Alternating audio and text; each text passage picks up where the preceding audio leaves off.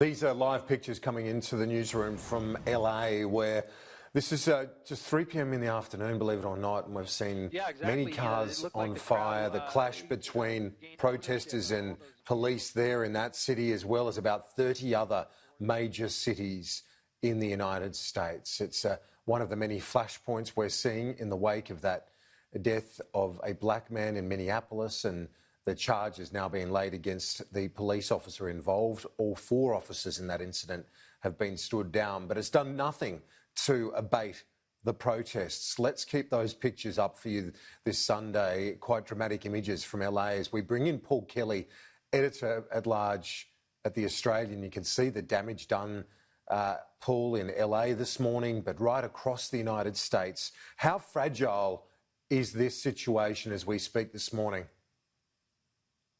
Well, this is one of the really critical issues, Kieran. We need to remember that America today is a profoundly troubled society and country that's facing 2 crises. A crisis arising from the virus. We've had more than 100,000 Americans die as a result of this pandemic, and the tribulation that that's caused right across the country in terms of households and political systems is really deep-seated. Then we've got the economic crisis. Unemployment in the United States is now the highest it's been since the Great Depression. We've seen millions of Americans lose their jobs. And the prospect is things will get worse. The economy will get worse. Unemployment levels will get worse. And then superimposed on top of that, we've got this racial issue in Minneapolis arising from the death of an Afro-American at the hands of the police, and the inflamed consequences from this right across the United States.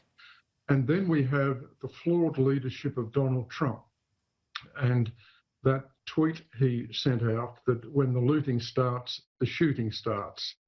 This is a president who cannot provide unified leadership at this point in time, and I think that's another real problem in terms of this overall mix. We're seeing the damage done with these images coming into us now from LA, but it's been seen right across the United States. It's not just one pocket of that country. And I wonder, Paul, how this plays into not just Donald Trump's communication, but the political leadership across the US in what is a very important year in their presidential electoral cycle. We're only, I think it's under 6 months now away from the presidential election. And you wonder exactly what will happen over the course of the next 6 months. Look, I think the situation here is, and the polls bear this out, that Donald Trump's position is certainly eroding. And that's hardly a surprise. In fact, perhaps the real surprise is that it's held up as well as it has, given the economic crisis and given the pandemic. But there's a question mark about Joe Biden's credibility. There's a question mark about the viability of the Democratic nominee.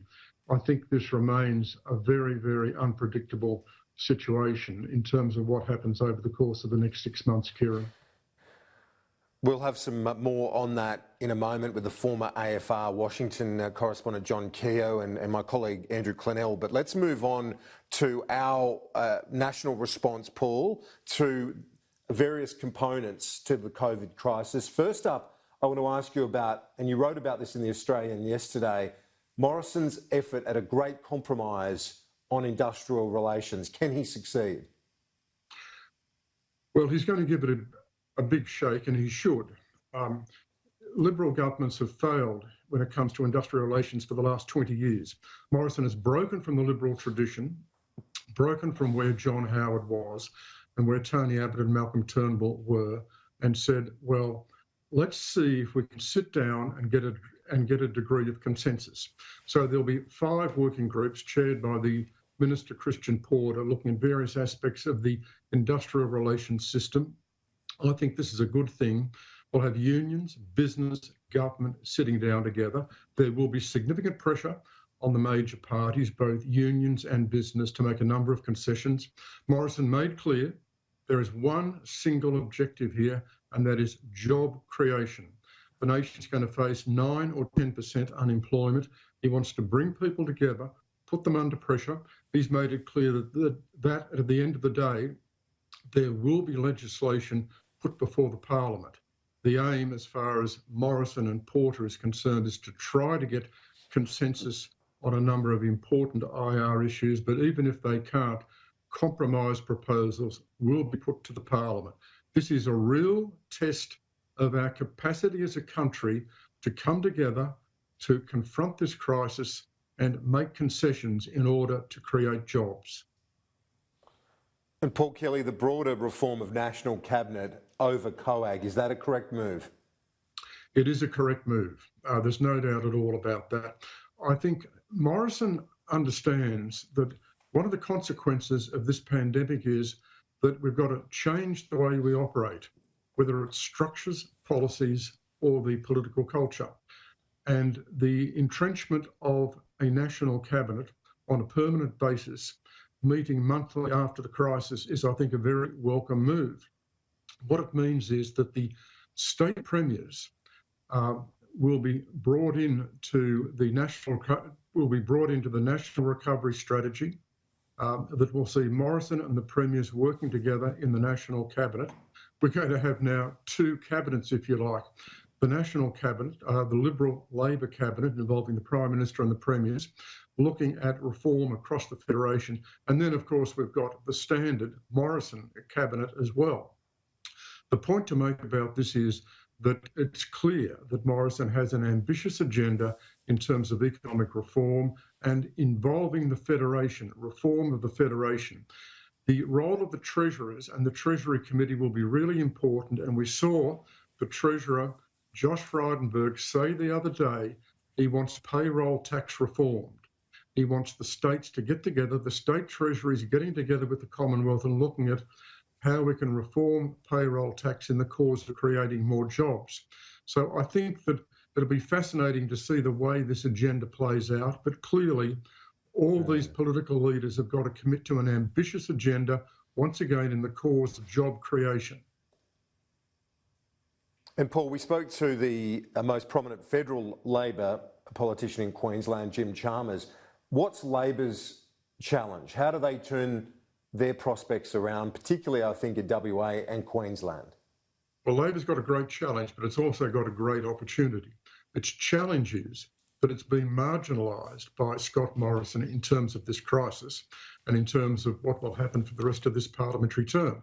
Morrison is looking to a new national cabinet, which doesn't include Labor.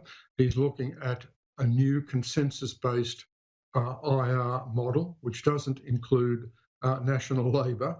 So the great threat to Labor is that it's going to be marginalised during this time. The opportunity for Labor, of course, is that we're going to be facing 9 or 10% unemployment.